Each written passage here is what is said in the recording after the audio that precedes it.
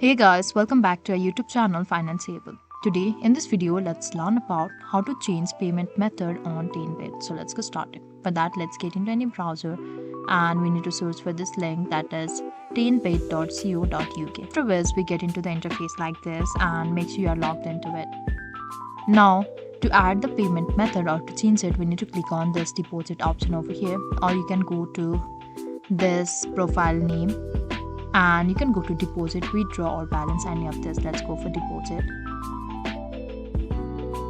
Now we can see add card option since this card is selected already, and if you want to add or change it, you can simply click on this next card, that is PaySafe card over here. Or if you want to go for Trustly instant bank transfer, you can go for this one. And if you have promo code, you can continue with promo code and select the amount and final deposit. So among these three payment method, you can choose any and change to others. So that was all. I hope you liked the video. Please do like and subscribe. Thanks for watching.